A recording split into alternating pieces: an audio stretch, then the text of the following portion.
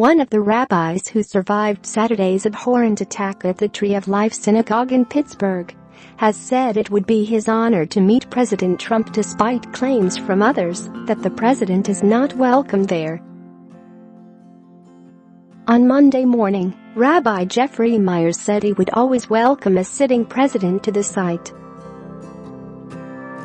"It would be my honor to always meet a president of the United States," he said during an appearance on Good Morning America. He went on, "These are good, decent people. They didn't have an ounce of hate in any of them. We turn to the leaders of our country. We've got to stop hate. It can't just be to say, we need to act to tone down a rhetoric." Scroll down for video. Nbcuniversal Privacy Policy Hate is not welcome here in Pittsburgh, and it should not be welcome on our borders at all. Rabbi Myers gave a harrowing account of how he survived the shooting by running into the choir loft and then into a bathroom where he held the door shut with all his might while gunman Rabbi Myers opened fire. "We started 9.45 and the regulars are there, these good decent people. Within a few minutes I heard what I thought was the crashing metal of one of the coat racks, and I thought one of our seniors maybe lost his or her balance and pulled on it to right themselves and fell, God forbid, or something. At that moment, 3 members of Dor Hadash, one of the congregations we house in our building, I saw them run downstairs. I couldn't save those 8 people. I heard him execute my congregants. That's when the next hail of bullets rang out within another 10 or 15 seconds. Though I've never personally witnessed or heard gunfire until this moment, something inside told me, this is gunfire.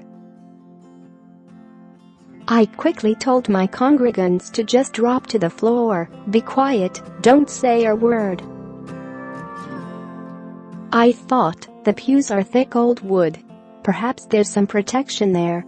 Myers was able to get the people closest to him out through doors at the front of the sanctuary, but he could not save those who were further to the back.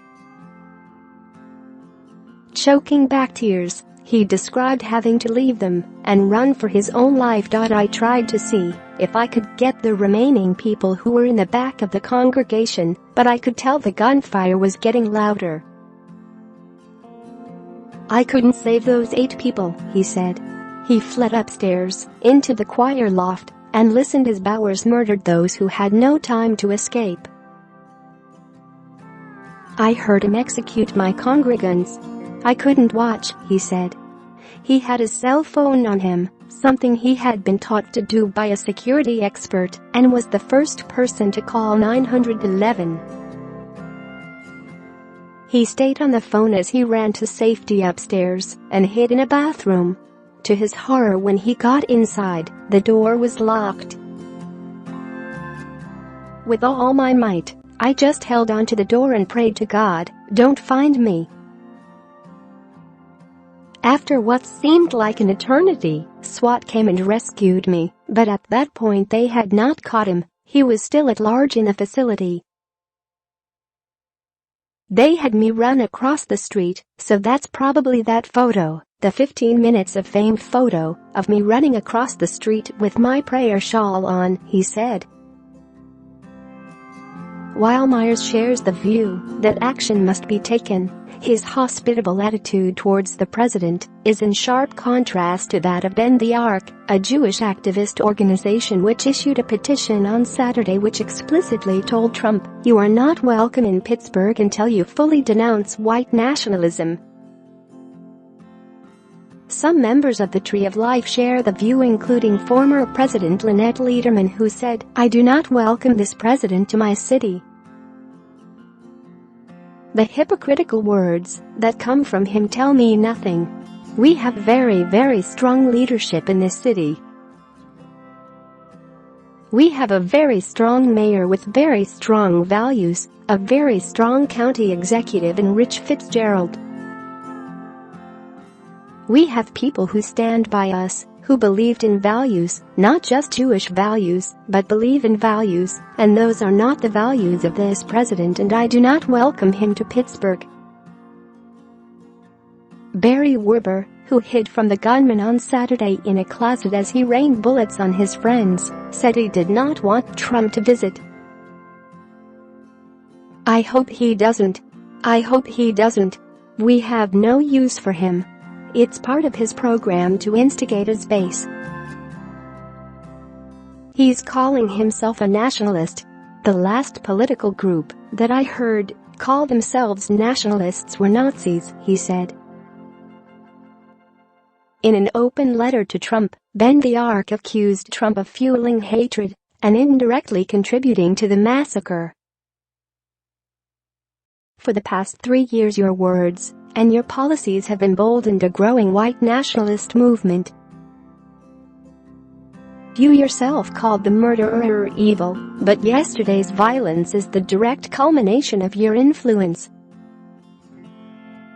Trump is accused by the group of deliberately undermining the safety of people of color, Muslims, LGBTQ people, and people with disabilities.